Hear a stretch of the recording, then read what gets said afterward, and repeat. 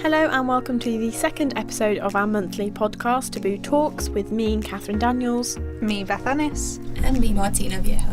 This month we've been busy looking into male mental health, veganism, climate change denial and immigration, so we've got some interesting things to discuss today. We want your comments, so send them into our social media channels or email us at contact.us.taboo@gmail.com. So without further ado... Well, Martina's been looking into the topic of male mental health and she's spoken to several young men who have had various mental health conditions. How have you found that, Martina? It's a difficult topic. I mean, mental illness has been around for thousands of years, but people have reacted to it differently. A lot of the times it's been perceived as demonic possessions or evil spirits, and those affected will be locked away in mental asylums. So although in many modern cultures now it's moved away from those beliefs, mental health still carries a lot of stigma, especially for men. And one of the men I've spoken to is George Conway, who is currently a student, and he explained how he suffered depression after his mum passed away. And although he said he received great support from his friends, from his family, his teachers, people still need to talk about it more because it can become life-threatening. So here's what he had to say about male mental illness. The typical outlook is that men are supposed to be strong. They're not supposed to literally express emotion. They're supposed to sort of keep it bottled up and be a proper man and be strong. You see it a lot on social media. Oh, it's not all right for a man to cry because it takes away sort of the strength that they're supposed to have, and it needs to be sort of more widely known that actually there's nothing wrong with that. With women, they tend to show their emotions more. They tend to be more emotionally outgoing. So I think certainly with that, it's been easier to recognise because women are more open to talking about their emotions, whereas the guys are more sort of closed off. I think that was really interesting what you had to say about it being easier for women to open up rather than men, because even though we have kind of moved forward as a society, there's definitely still a stigma around male mental health, and when men cry it's still perceived by some as weak, so it's definitely still a massive issue. Yeah, I agree with that, and I think it also plays into sort of like toxic masculinity and people feeling that just because they're male they're not allowed to cry, things like that, which obviously it shouldn't be like that in today's society. We're much more open now, talk about things that we didn't used to talk about, so I don't see why we can't discuss issues such as men having depression. Yeah, that's one of the things that I've actually asked Michael Helen, who's another guy I've spoken to, because I've asked him why is it that we're in 2019 now and we only recently started talking about male mental health, and again he mentioned that women are encouraged more to talk about their feelings, whereas men need to keep it hidden. All my male role models, they suppress their feelings, and so my automatic go-to is to suppress my feelings, and so it becomes quite easy to not want to show emotion or talk about things when they get tricky. So for me, that's how I'd say things start. I think it's seen as weakness. Even my own dad, I think I've seen him cry twice, and even that was quite suppressed. Certain times that I've seen certain role models like my dad want to show emotion and they just haven't. I think it's just that idea of being weak, that men, these expressions, man up, men have to be stronger, and it's hard to be able to display those emotions. And usually, the male is a breadwinner, and that breadwinner has to be able to support their family and be the strong, be the platform that the family lean on, and if they feel weak in that, they don't want to talk about it. It's really interesting what Michael said about having male role models to look up to. Do you guys think that there's not enough male role models talking about mental illness? Yeah, I mean, I think that more people do need to come out and talk about male mental health. I think now we've got more celebrities, more famous people, sort of big stars coming out and talking about it. And as well, I know this morning on ITV did a big campaign about it, which was publicised a while ago. So I think that people are talking about it now, but I think it does need to sort of start at home, and your first role model, I suppose, for men might be your dad. So have them talk about it too. Well, we know that suicide is the biggest killer for men aged under 45 in the UK, so that's a really shocking statistic, and we definitely need to make sure something's done about that. And I think it does start with awareness and talking about it and having a conversation about it, whether that's on a big scale such as a celebrity coming forward and talking about their experiences, or whether it's a father-son conversation about how it's okay to feel sad and that kind of thing. Yeah, there's a lot of issues surrounding male mental health in particular, and Michael did mention that it's built in our DNA, this image of being the alpha, being in charge.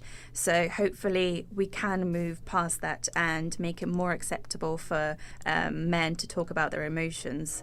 So if you have any comments about male mental health, or you want to voice your opinion, contact us on our social media or via email.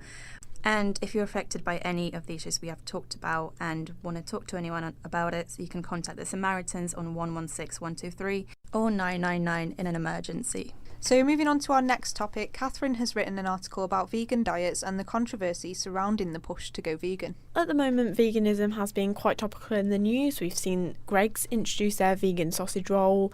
A number of other restaurants have announced vegan options.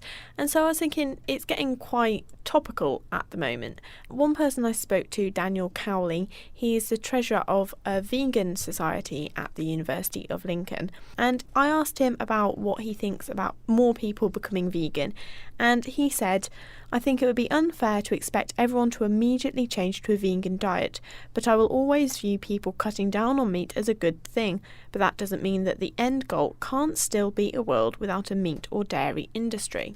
And some would also argue that obviously animal cruelty plays a part in this. However, on the flip side, farmers who are involved in animal agriculture could be affected by the rising trend of veganism and could potentially be put out of business. Another person I spoke to, called Albert Church, said that vegan activists are the ones that cause day-to-day difficulties for farmers, constantly living in fear of activists trespassing and disrupting their business. Animal agriculture in its current form isn't sustainable. However, abolition of the industry is not the answer, rather reform is. Yeah, I kind of agree with what Daniel said about it being unfair to expect everyone to change to a vegan diet. I don't really have an opinion on it. I mean, I eat meat, but people who choose not to eat meat, that's fine. People can do whatever they want. I obviously heard that cutting meat has its benefits for, like, health-wise, cutting down red meat. Yeah, I agree that it should be down to an individual what they choose to eat. It's interesting because there's some different types of vegans. I think there's vegans who are trying to raise awareness about the cruelty that some animals can face when they're in the kind of meat industry. There's also vegans who I do think sometimes are a bit extreme in their methods and who act like anyone who eats meat is a horrible murderer, and I do think that is over the top. I eat meat personally, and I don't think many people would disagree that we don't want to see animals facing cruelty, but I do think it is a natural part of a human diet to eat some meat. Yeah, I mean, I do completely agree with that. I think that everyone's obviously entitled to eat what they want and to have the views that they want. I eat meat myself, and again, while I don't like animal cruelty, of course, I then also don't like it if somebody came up to me and said, well, actually, you're a murderer for eating meat, like Beth said. So I think if you're a vegan, fine, do what you want, don't sort of shove it down other people's throats. But the one thing that I really don't agree with is when people do make jokes then about vegans online, because I think it goes both ways. If you wouldn't want a vegan criticising you, why would you criticise them? Both the people that I did speak to raised the issue of jokes. Daniel said that it can be slightly frustrating as these jokes trivialise real issues such as mass animal slaughter and global warming. While sometimes vegans may appear overzealous or angry, it comes from a place of genuinely wanting to tackle these issues. These jokes are being made because people are aware of us and our views, and ultimately that is a good thing. And on the other hand, Albert said that jokes get us followers. The more followers, the more people we can educate on the benefits of animal agriculture. We hope that the jokes are harmless and can be enjoyed from both sides of the debate. Yeah, that's really interesting to hear what they both had to say about that. I think jokes on the internet especially come from a place of people wanting to think that they're right without really listening to the other side. They just want to poke fun at them without actually listening to what they have to say and the fact behind it. And there is truth to both arguments there. There's, obviously there's evidence that not eating as much red meat is really good for us, but there's also benefits from eating meat and dairy products, and it doesn't have to result in animal cruelty. If you don't know what we're talking about, make sure you head over to our website and read the article all about veganism and share your thoughts on this debate as well. You can get in contact with us via our social media, or you can contact us on email as well. So during that interview, global warming has also been mentioned, which is interesting because, Beth, you have been covering that topic of global warming deniers this month, haven't you? It's a very topical issue this month, especially after some of the comments that have been made by Donald Trump about the recent cold weather in America. For anyone who doesn't know, there's parts of America that have been hit by extreme cold weather conditions, snow, ice, and Donald Trump has tweeted asking where global warming has gone and that America could really use it right now. He has quite a long history of denying or doubting global warming, so I thought I'd see how people feel about the issue and how important they think it is. So we got some comments on Twitter. Alex Smith told us that he believes that the climate is changing, but that there's an unrealistic hysteria to justify taxation for other purposes. We also asked for some of you to use the WWF's carbon footprint calculator to see what your carbon footprint is. Annabelle Alston found out that her carbon footprint is smaller than the UK average but larger than the world average. And Tally Colborne told us that she has travelled a lot by plane this year, and when she used the calculator and didn't include her flights, her carbon footprint was 16% smaller. We also worked out our carbon footprints and found that we all had smaller carbon footprints than the UK average but still much bigger than the world average. It's quite worrying, really, that the UK is so bad when it comes to this, and it's worrying that the president of such an influential country is denying global warming. What do you guys think of this? Yeah, Beth, I agree with that. I think climate change is one of the biggest issues that we are facing today, and obviously it's such a big thing. It affects everybody. It's literally the health of our planet, and some people don't believe that it exists, even though we can see the actual effects and change of it, which I find quite worrying personally. And I think I've seen a report which said we had sort of 20 years to curb climate change, or sort of the damage would be irreparable, and I think that's horrifying.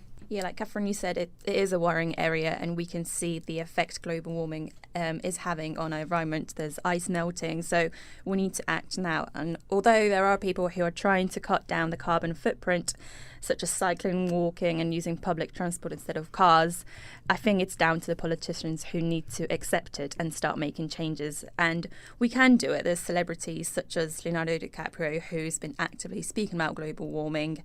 Recently, actually, there's been that 10-year challenge where people have been posting what they looked like 10 years ago, and then they started posting what Earth has looked like 10 years ago, and we can see that it has dramatically changed. There's been areas that have been green, but now that greenery is gone. So although we know the effect it's having on our planet, we need to get politicians to, I think, start recognising it.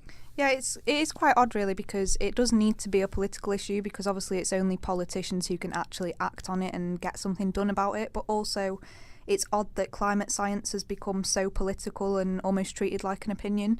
And I spoke to Fiona McKenna, who's a coordinator of the Lincoln Green Party and also an advocate for action over climate change. Here's some of what she had to say about this. It's proven science. It shouldn't have to be presented in the media as an opinion piece. It's not a belief system, it's just cold, hard fact. There are different solutions to it. They need to be discussed and represented. I really trust scientists far more than I trust the climate change denier politicians. Quite often they have rich businesses supporting them, so you have to question their motive. I think she's definitely got a good point about how strange it is that it's entered this kind of conversation where it's seen as an opinion whether you believe in climate change or not, because at the end of the day there's endless science backing it up, and we've already seen that in some countries people have been displaced because their country is getting drier, and where they live there's no water, so they've had to move somewhere where there is, and it's only going to get worse if we don't act on it now. And obviously if big players like America aren't coming to the table to discuss how we can work together as like a global community to do something about it, there's not going to be any solution. What makes me laugh is how in some of Donald Trump's tweets he said, well, it's really cold, where has global warming gone? And what some people don't realise is global warming is not about the Earth getting hotter necessarily. Extreme cold temperatures, that is also climate change, and they don't see that that is the Earth's atmosphere and temperatures changing. If you've got any thoughts you'd like to express on this topic, as usual, get in touch with us on social media or contact us via email. And we've got another kind of global topic for you now. Martina has been looking at Polish people immigrating to the UK. Yeah, being Polish myself, it's a topic close to my heart, and a lot of the time I see in the media like negative stereotypes about Polish people, and the attitudes towards us is that a lot of the time people say we come over and we steal jobs, which is not true. And I've spoken to Roman Łagowski, who's been here for 15 years, and he talks about what his experiences in England have been like. That's my home. I absolutely love this country. I can't see any other reasons why you would love the two countries. Always find, what's it called, black sheep in all nations. I don't want to deny that you find some Polish people who just, come over here and then get crack on the benefits, and they just get the money, for free. It's embarrassing, but it's everywhere like that. So I'm trying to beat these stereotypes. Polish people are very honest, very, very hardworking. I'm sure 99% of the Polish immigrants, they all pretty much active, they all got a job. Doesn't matter what kind of a job you're doing. See, I think it can only be a good thing if somebody comes to this country legally, they want to work here, they want to live here and benefit from what we provide in our society. I don't see anything wrong with that. Like, why should we discourage people from coming and enriching our society? Yeah, instead of assuming that we know something about someone, we should try to understand why they're here. And immigration has been a normal thing. People have migrated for centuries, since basically the beginning of humanity. And some people migrate because they try to escape from war or religious oppression. So it's a normal thing. And if we look at Polish history, there's been a lot of wars, there's been a lot of oppression, there's been communism, and it's been tough for Polish economy and Poland to get back on track. And we've only been kind of a free country for the last nearly 30 years. So it takes time to rebuild, and a lot of time people just move to another country to have a better life. Yeah, well, I don't really know much about how it must feel to move countries and everything. It must be a really big upheaval, but as far as people coming and contributing to the UK economy and joining the workforce, I really don't see a problem with it. I think there's a lot of fear-mongering about how many people are coming over, and there's obviously the line that some people like to say of, they're stealing our jobs, but I really don't think that's true. And I think that when you actually look at it, they're bringing something that we've not got. They're bringing their skill set over and contributing, and there's really nothing wrong with moving to a different country and starting a family. If a British person were to do that in another country, no one would frown upon it. So what's wrong with people from other countries coming here? Yeah, for those people that live in England, this is their home now. They have families here, they work, their children go to school.